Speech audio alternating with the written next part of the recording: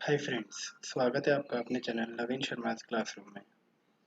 आज हम बात करेंगे सी लैंग्वेज प्रोग्रामिंग ट्यूटोरियल में एडिशन ऑफ टू मैट्रिसेस के बारे में। तो एडिशन ऑफ टू मैट्रिसेस की यदि हम बात करें तो हम आज के प्रोग्राम में बेसिकली दो मैट्रिक्स को कैसे ऐड करते हैं उस चीज़ का कोड करने वाले हैं।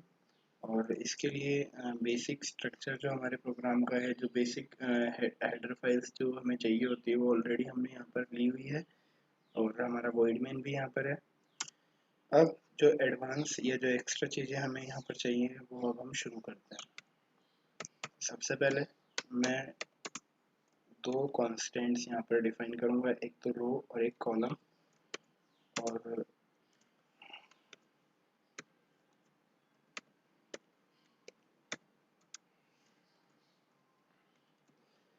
अब ये रो और कॉलम जो हैं, ये दो कांस्टेंट मैंने यहाँ डिफाइन करे हैं और इनकी वैल्यू मैं 5 और कॉलम की वैल्यू भी मैं 5 मेंशन कर देता हूँ। क्योंकि हम देख रहे हैं कि मैट्रिक्स में हमें रोज और कॉलम की रिक्वायरमेंट होती है, तो इसलिए हमने ये कांस्टेंट यहाँ पर डिफाइन करे हैं। अब सबसे पहले हम दो मैट्रिक्स यहाँ पर डिक्लेयर करेंगे, तो उसके लिए मैं सबसे पहले डेटा टाइप यूज़ कर रहा हूँ इंटीजर। फिर मैंने दिया मैट्रिक्स 1 और उसके जो डायमेंशंस हैं वो मैंने जो कि ऊपर कांस्टेंट डिफाइन किए हुए हैं मैंने वही ले लिए हैं। इसी तरह जो दूसरी मैट्रिक्स है वो भी हम डिक्लेयर कर लेते हैं।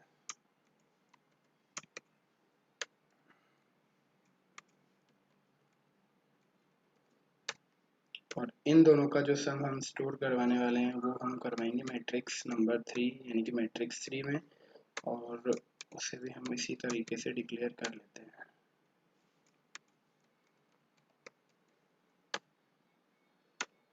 इतना करने के बाद अब हम क्लियर स्क्रीन लगा लेते हैं और सबसे पहले मैट्रिक्स 1 के एलिमेंट्स और फिर मैट्रिक्स 2 के एलिमेंट्स हम यूज़र से इनपुट करवाएंगे। तो उसके लिए हमें फोर लूप की रिक्वायरमेंट होगी, तो हम फोर लूप लगा लेते हैं यहाँ पे। एंड अब फोर लूप यूज़ कर रहे हैं तो हमें यहाँ पर लूप को कंट्रोल करने के लिए भी वेरिएबल्स की रिक्वायरमेंट होगी, तो मैं यहाँ पर आई और एक जे दो वेरिएबल डिक्लेयर कर लेता हूँ, क्योंकि हम मैट्रिक्स जो है 2D एरे होता है और उसके लिए हमें नेस्टेड लूप की रिक्वायरमेंट होगी उसके एलिमेंट्स की वैल्यूज़ यूज़र से इनपुट करवाने के लिए।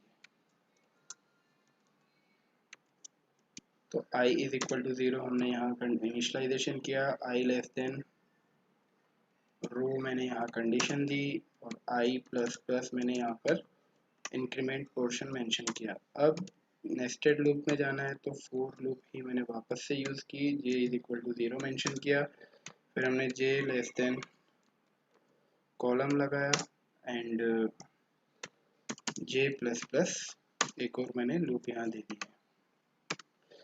अब मैं एक मैसेज देने वाला हूँ printf में, जो बेसिकली हम इस चीज़ के लिए देंगे कि एंटर मैट्रिक्स 1 परसेंट डी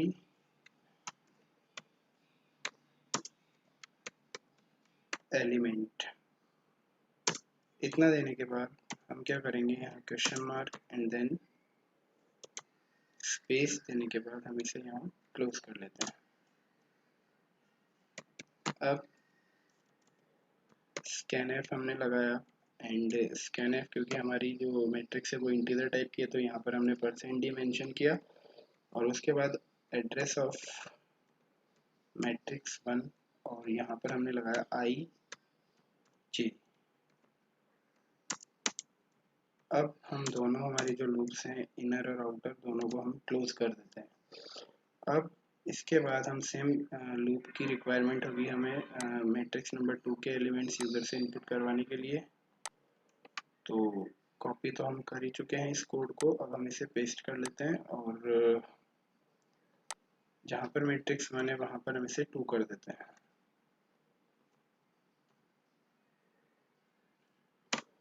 अब वापस से मैं सेम कोड को कॉपी करके पेस्ट कर लेता हूँ, क्योंकि मुझे अब यहाँ पर फॉर्मूला लगाना पड़ेगा, तो फॉर्मूला वो भी हम नेस्टेड लूप में ही देने वाले हैं।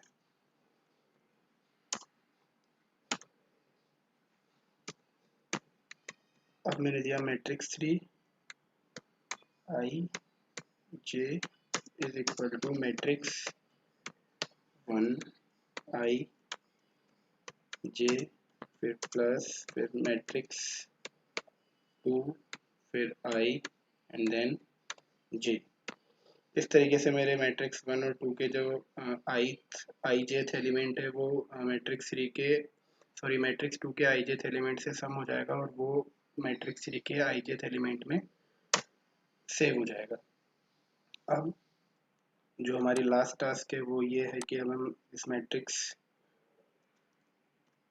3 के जो कंटेंट्स हैं उसे हम प्रिंट करवाएं। तो सबसे पहले मैं इस लूप को कॉपी कर लेता हूं और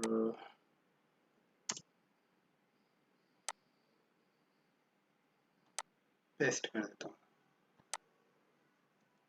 अब ये जो स्टेटमेंट है मैट्रिक्स 3 वाला, इसे मैं हटा करके और यहाँ पर मैं इसको प्रिंट एफ से रिप्लेस कर देता हूँ एंड %d लगाने के बाद मैट्रिक्स आई एंड जे ये मैंने लगाया। और हाँ, क्योंकि मैट्रिक्स फॉर्म में हम इसको प्रिंट करना चाहते हैं तो मैं यहाँ एक /t भी लगा देता हूँ और एक रो से दूसरी रो पर स्विच करने के लिए मैं क्या करूँगा, आउटर लूप में एक /n लगा दूंगा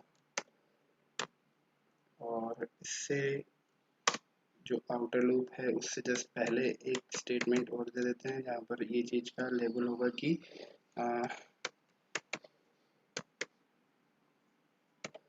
कंटेंट्स ऑफ मैट्रिक्स 3।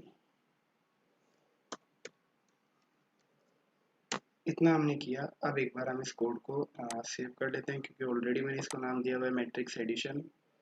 और फिलहाल मैं इसको एक बार, क्योंकि रोज और कॉलम हमने अभी यहाँ पर 5 लिए हुए हैं, तो मैं क्या करता हूँ, रो की वैल्यू 2 और कॉलम की वैल्यू भी 2 कर देता हूँ। और यहाँ हम अब क्या करने वाले हैं, 2/2 के मैट्रिक्स को प्लस करके उसका रिजल्ट हम थर्ड मैट्रिक्स में स्टोर करवाने वाले हैं। तो यहाँ पर अब रो और कॉलम आप देख रहे हैं कि जहाँ मैंने रो और कॉलम की वैल्यू 5 थी 2 कर दी है। तो इससे क्या होगा, जो मैट्रिक्स 1 है और मैट्रिक्स 2 और मैट्रिक्स 3 है, सभी के जो डायमेंशन है वो 2/2 हो गए हैं एक जगह चेंज करने से। अब एक एरर आ रही है कॉलम और मैट्रिक्स। तो कॉलम क्योंकि हमने यहाँ पर COL लिया हुआ है और ये कॉलम पूरा आ रहा है तो इसको हम हटा देते हैं।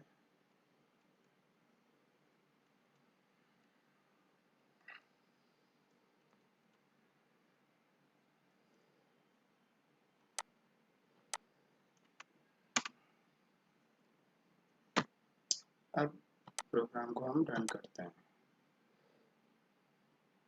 एंटर मैट्रिक्स जो डायमेंशंस है वो यहाँ पर प्रॉपरली नहीं आ रहे हैं तो इसको हम एक बार देखेंगे। पर सबसे पहले हम क्या करते हैं, एलिमेंट्स इनपुट करवाते हैं मैट्रिक्स नंबर 1 के। तो सबसे पहले मैंने दिया 2, फिर दिया मैंने 3, फिर मैंने दिया 4 और फिर मैंने दिया 5। फिर मैट्रिक्स नंबर 2 के एलिमेंट के लिए जाएंगे तो 1 2 3 4।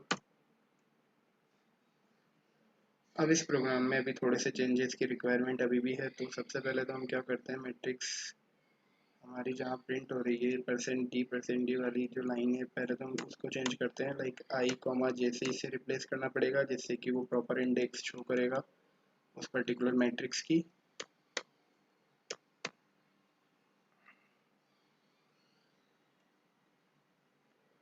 इतना होने के बाद एक हम यहाँ सेपरेटर के तौर पे एक न्यू लाइन ऐड कर देते हैं ताकि दो मैट्रिक्स के बीच में एक नई लाइन दिखाई दे हमें। और क्योंकि हमारा जो आउटपुट था वो होल्ड नहीं हो पाया था, उसका रीज़न ये था कि हमने get ch नहीं लगाया था इस प्रोग्राम में। अब वापस से हम इसको रन करते हैं। तो अब आप देख रहे हैं एंटर मैट्रिक्स 1 फिर 0 0 एलिमेंट, यानी कि अब जो इंडेक्स है वो प्रॉपर आ रही है। तो सबसे पहले मैट्रिक्स का जो पहला एलिमेंट है मैंने दिया 1। अब मैट्रिक्स नंबर 1 का जो सेकंड एलिमेंट है वो मैंने दिया 2। अब मैट्रिक्स नंबर 1 का जो थर्ड एलिमेंट है वो मैंने दिया 3। मैट्रिक्स नंबर 1 का जो फोर्थ एलिमेंट है वो मैंने दिया 4। अब मैट्रिक्स नंबर 2 का फर्स्ट एलिमेंट मैंने दिया 1। मैट्रिक्स नंबर 2 का सेकंड एलिमेंट मैंने दिया 2, फिर 3, फिर 4। तो अब जैसे ही मैं एंटर प्रेस करता हूँ तो आप देख रहे हैं कि कंटेंट्स ऑफ मैट्रिक्स ये आपके सामने 2 4 6 8, यानी कि 1 से 1 प्लस होगा तो 2 आ जाएगा, 2 से 2 प्लस होगा तो 4 आ जाएगा, 3 से 3 किया तो 6 और 4 से 4 किया तो 8। कंटेंट्स ऑफ मैट्रिक्स से पहले भी हम यहाँ /n ऐड कर देते हैं सो दैट अब हम इस प्रोग्राम को एक बार वापस से रन करते हैं। तो सबसे पहले मैट्रिक्स 1 के एलिमेंट्स हम यहाँ इनपुट करेंगे, 4 5 6 7। फिर सेकंड मैट्रिक्स के एलिमेंट हम इनपुट कर रहे हैं, तो 1 2 3 4। तो आपके सामने इसका रिजल्ट है मैट्रिक्स 3 का, जो हमने प्लस करने पे आया है 5 7 9 11। तो ये हमारे प्रोग्राम में आउटपुट था। अगर हमें रोज़ और कॉलम की वैल्यू चेंज करनी है तो मैं यहाँ 2 को, जो रोज़ कांस्टेंट है, उसको 3 बना देता हूँ और कॉलम को मैं यहाँ पर 3 बना देता हूँ। और अब हम जब जाएंगे प्रोग्राम रन करने के लिए, तो फर्स्ट मैट्रिक्स के एलिमेंट्स हम यूज़र से इनपुट करवाएंगे। तो मैंने दिया 2, फिर 4, फिर 6, फिर 8, फिर 7 और फिर 5। सिमिलरली ये हमारा इस तरीके से कंटिन्यू होता रहेगा। मैट्रिक्स 1 क्योंकि 3 by 3 की थी, इसलिए अब यहाँ पर 9 एलिमेंट्स हमने इनपुट करवाए। अब मैट्रिक्स 2 के लिए जा रहे हैं, तो 1 2 3 4 5 6 7 8 और 9। और जैसे ही हमने एंटर प्रेस किया तो कंटेंट ऑफ मैट्रिक्स 3 हमारे सामने है, जो कि एक 3 by 3 की मैट्रिक्स होकर के आएगी। तो रो और कॉलम की वैल्यू यदि हमें चेंज करनी, तो हम कॉन्स्टेंट्स में जाकर के जो रो और कॉल है वहाँ पर हम चेंज कर देंगे, और पूरे के पूरे प्रोग्राम में ये रिफ्लेक्ट हो जाएगा कि रो और कॉलम कैसे हम चेंज कर रहे हैं अकॉर्डिंग टू आवर रिक्वायरमेंट। तो ये प्रोग्राम था हमारा मैट्रिक्स एडिशन के लिए। दो मैट्रिक्स को हमने सम किया। So thank you so much, have a nice day, good bye.